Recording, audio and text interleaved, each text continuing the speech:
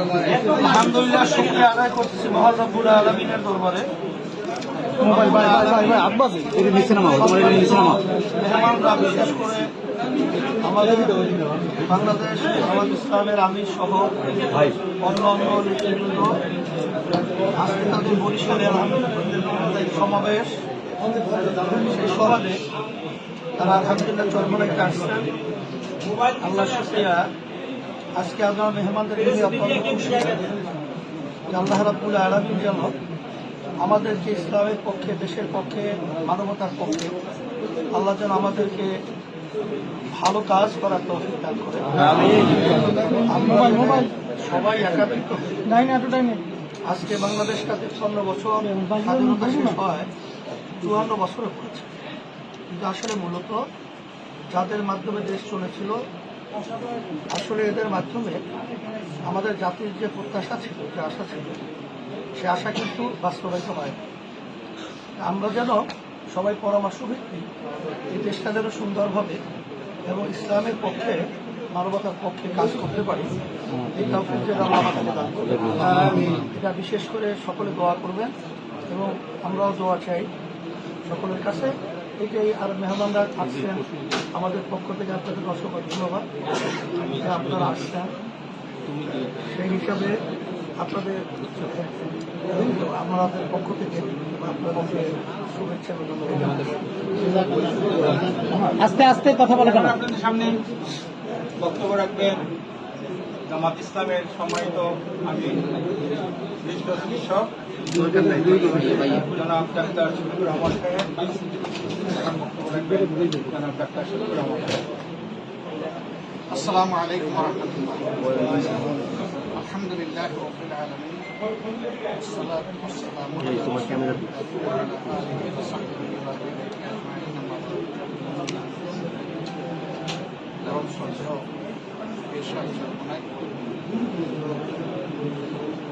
ইসলামী আন্দোলন বাংলাদেশের সম্মানিত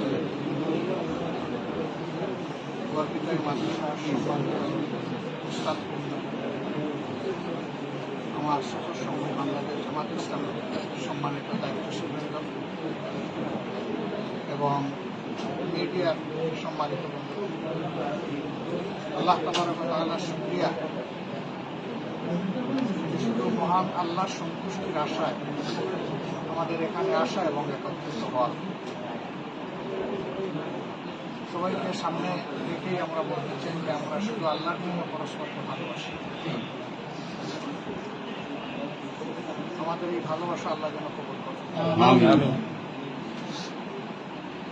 আমাদের দেশে সঠিক কতজন মানুষ আছে এর হিসাব যেগুলো ভিন্ন ভিন্ন সময় দেওয়া হয়, এর সাথে আর একটা মিলে না, কিন্তু আমরা ধারণা করি যে এই সংখ্যাটা 18 কোটির কম বেশি হবে।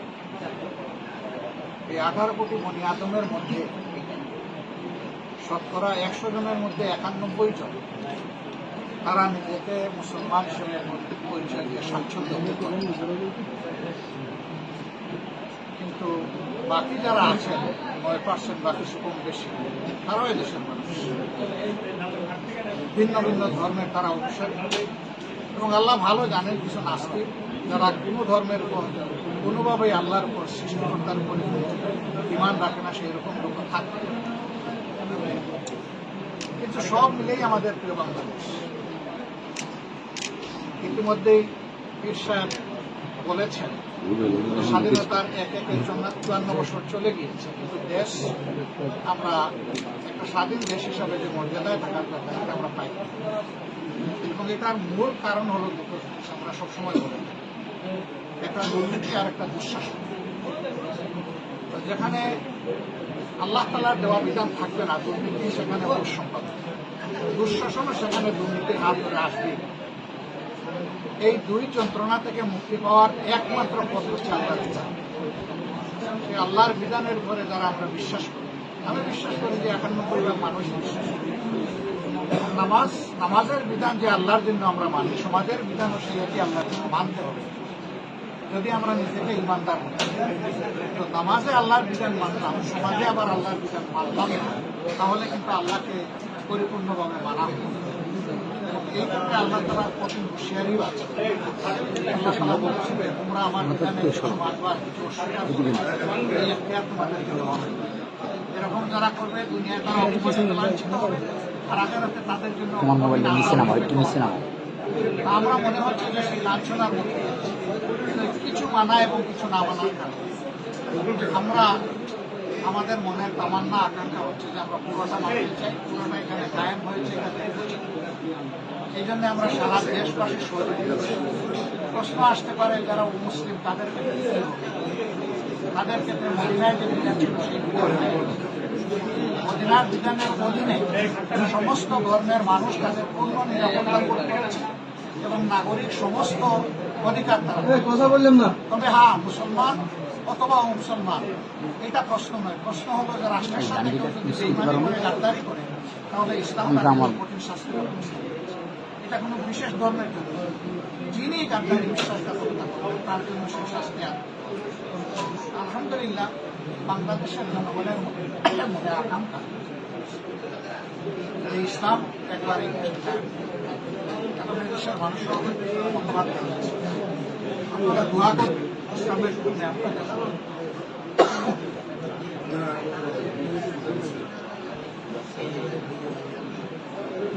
আল্লাহ তাআলার পবিত্র এই বিধানের জন্য, ইসলামের জন্য আমরা যেন দিলটাকে উদার পরস্পরকে সারা দেশবাসীকে আমাদের দিলে যারা আমরা ইসলামকে আমরা যেন ধারণ করতে পারি। এবং মনে রাখবেন ইসলামটা শুধু জামাত ইসলামের না, ইসলামটা শুধু ইসলামী আন্দোলনের না, ইসলামটা আল্লাহ তাআলা দিয়েছেন সমস্ত মখলুকের জন্য এবং বিশেষভাবে মানব জাতির জন্য। সুতরাং মানব জাতির ভিতরে যারাই আছে তারা সকলে এখান থেকে উপকৃত হওয়ার তাদের সুযোগ আছে। তবে হ্যাঁ, এখান থেকে উপকৃত হতে হলে কমপক্ষে একটা শর্ত অবশ্যই পালন করতে হবে, সেটা হচ্ছে আল্লাহকে ভয় করা। আল্লাহকে যারা ভয় করবে কেবল তারাই এখান থেকে উপকৃত হবে, অন্যকে উপকৃত হতে পারবে। আমরা আল্লাহর আল্লাহর ভয়ের ভিত্তিতে একটা সমাজ আমরা দেখতে চাই। আমাদের এই সম্মিলনকে আল্লাহ তাআলা এটা শেষ নয়, এটা শুরু হিসাবে কবুল করে আল্লাহ যেন একসাথে তার প্রিয় সাজানো বাগানে জান্নাতেও যেন আমাদের কাছে আমিন।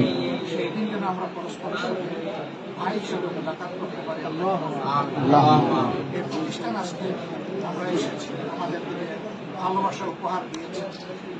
আমরা আল্লাহ তাআলার দরবারে দোয়া করি এর বিনিময়ে আল্লাহ তাআলা এই প্রতিষ্ঠানের স্থায়িত্ব, মর্যাদা দুনিয়া এবং আখিরাত দুই জায়গায় আল্লাহ তাআলা দান করুন এবং দিনের এই মাহফিল থেকে আল্লাহ তাআলা সাহায্য করুন যাতে দিনের আলো চতুর্দিকে ছড়ায় পড়ে সারা বাংলাদেশ উন্নত করতে আলো। আল্লাহ তাআলার দরবারে দোয়া করে আপনাদের সকলের সুস্বাস্থ্য এবং আল্লাহ তাআলার সার্বিক কল্যাণ কামনা করে আমিরুল আক্তার, আমি বাংলা বিষয় থেকে বলছি, একটু বলতে চাচ্ছি আজকের এই বাংলা বিষয় বলছি, একটু কথা বলতে চাচ্ছি। আজকের এই মিলনমেলা আপনাদের জনগণের কি উদ্দেশ্য? আমরা বলে দিয়েছি ইতিমধ্যে আমাদের উদ্দেশ্য আল্লাহর জন্য আমরা এর বাইরে আমাদের এই মিলনমেলাটা শুধু আল্লাহর জন্য। যেটা অটুট থাকবে কিনা শেষ পর্যন্ত রাজনীতির মাঠে, সেটা বলছি রাজনীতি এখন যে রাজনীতি আল্লাহর জন্য যে ভালোবাসা সব জায়গায় থাকবে ইনশাআল্লাহ, সব জায়গায় থাকবে। আচ্ছা, আলোচনা হচ্ছে কিনা আপনাদের ঐক্যবদ্ধ হওয়ার বিষয়ে? আমরা এক আছি, আমরা এক আল্লাহ, এক পরিবার, এক রাসূল সাল্লাল্লাহু আলাইহি সাল্লাম। আমরা সবাই বিশ্বাস করি এই জায়গায় আমাদের মধ্যে কোনো বিভক্তি আমরা না, আগামী নির্বাচনের ব্যাপারে আর কি আপনারা কি সিদ্ধান্ত নিচ্ছেন? জনগণের প্রত্যাশায় দেশের দেশপ্রেমিক ইসলামী জনতার প্রত্যাশা হচ্ছে যে সব কেন্দ্রে যেন একটা বাক্স থাকে। দোয়া করবেন। আমরা কি তাহলে ধরে নিচ্ছি যে আগামী জাতীয় সংসদ নির্বাচনে ইসলামী যে সংগঠনগুলো রয়েছে রাজনৈতিক, তারা একসাথে দলগুলো একসাথে ধরে নিবেন কেন? আপনারা দোয়াও করতে থাকেন। আমাদের দলটা হবে, আপনাদের সহযোগিতা লাগবে। আপনাদেরও সহযোগিতা, সবার সহযোগিতা লাগবে। আমির জামাত, আমি সমকাল থেকে বলছি, আমার নাম মনিরুজ্জামান। সংস্কারের কাজ চলছে, বিএনপি বলছে নির্বাচন জুন জুলাইয়ের ভিতরে এটা চাচ্ছে, আপনারা কি চাচ্ছেন? আমাদের এই ভাই পরিষ্কার করে বলেছেন সুষ্ঠু নির্বাচনের জন্য যে সংস্কার প্রয়োজন সেটা করে তারপরে নির্বাচন। একই কথা আমাদের, ভিন্ন কোনো কথা নেই। স্থানীয় সরকার নির্বাচন আগে চাচ্ছেন না জাতীয় নির্বাচনটা আগে চাচ্ছেন? আগে সংস্কারটা হোক না, আগে মানে তরকারি পাকানোর জন্য মাছ সবজি সব কিনে আনি বাজার থেকে। কাটাকুটি হোক, প্রসেসিং হোক, তারপরে কড়াইতে চড়াবো ইনশাআল্লাহ। দেশের বিরুদ্ধে বিভিন্ন ধরনের কথা বলছে সাবেক স্বৈরশাসক নামে যে আপনারা আখ্যা দিয়েছেন সেই আওয়ামী লীগ।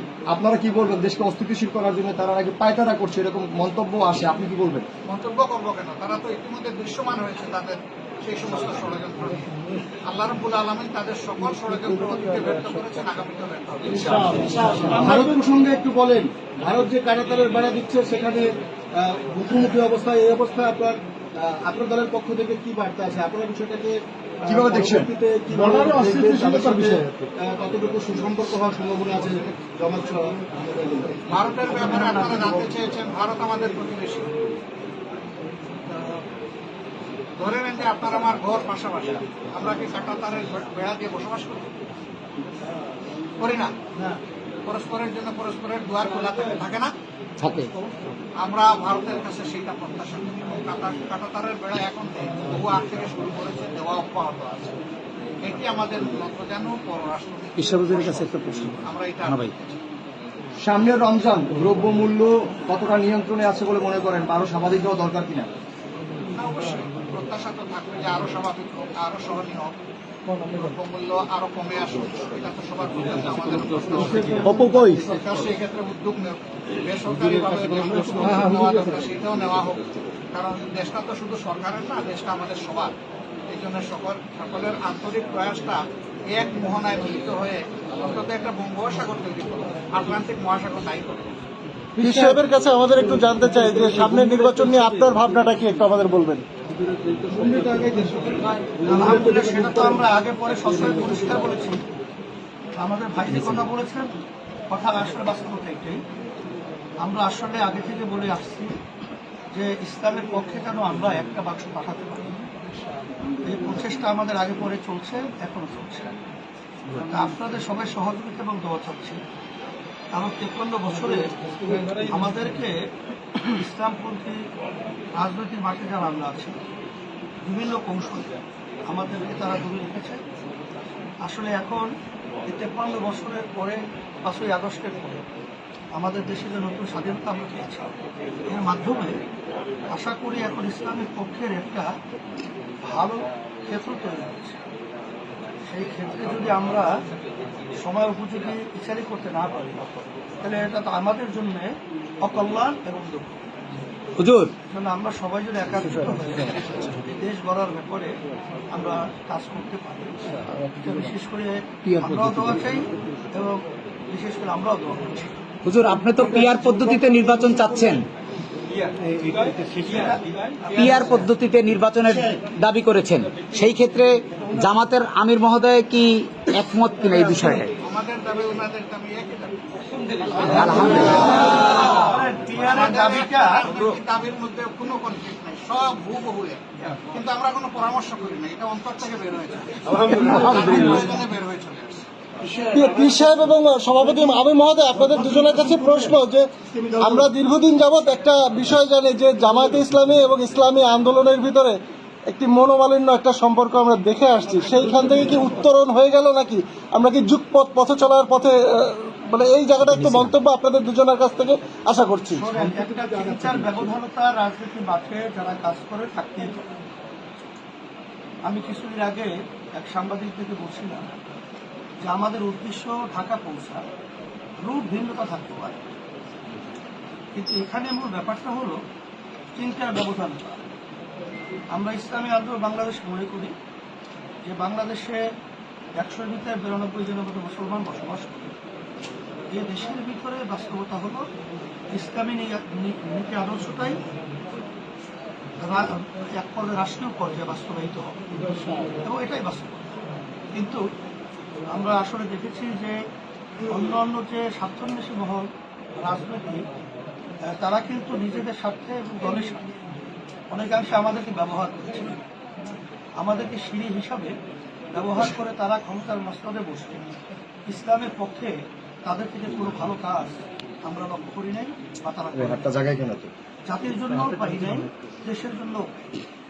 আর ইসলামী আন্দোলন বাংলাদেশ আমাদের চিন্তাটা হলো যে আমরা কারো সিঁড়ি হব না, আমরা পরগাছা হব না, আমরা নিজেরাই ইসলামের পক্ষে একটা শক্তি অর্জন করব এবং ইসলামী শক্তি নিয়ে আপনার বাংলাদেশের ক্ষমতার মস্তরে এটা থাকবে, এটাই আমাদের চিন্তা ছিল।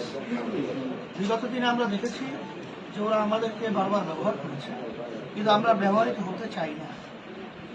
এখন তো আপনারা লক্ষ্য করছেন যে বর্তমানে যে পরিবেশটা চলছে, এই পরিবেশে কিন্তু আমরা অনেকটাই কাছাকাছি চলে আসছি। আমির মহোদয়ের বক্তব্য মন্তব্য। আলহামদুলিল্লাহ, বলছি যে ভাই ভাই ভাইয়ের তো কোনো ব্যবধান থাকে না। তার মন্তব্য আমার মন্তব্য একই মন্তব্য, আলাদা কিছু নয়। আচ্ছা, আমার একটা প্রশ্ন দুজনের কাছে একটা প্রশ্ন লাগবে না। আপনারা যে অবস্থানে আছেন, ওরা আগামীতে সংগঠন করতে পারবে বলবেন কি? আমার মনে হয় সব প্রশ্নের উত্তর গরমে দুইজনের হাতে আমার সিদ্ধ হয়ে গেছে। আল্লাহ লাগবে না, আল্লাহ লাগবে না, দরকার নাই। আলহামদুলিল্লাহ।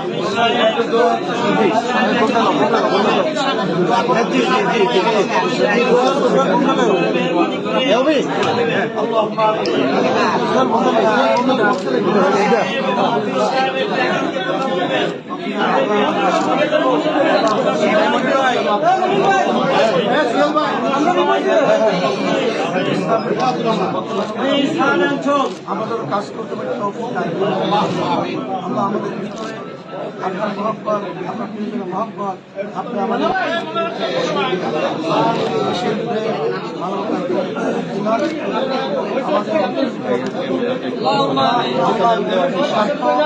দলের স্বার্থের ঊর্ধ্বে থেকে আমরা যেন ইসলামের উদ্দেশ্যে বাংলার পক্ষে কাজ করতে পারি।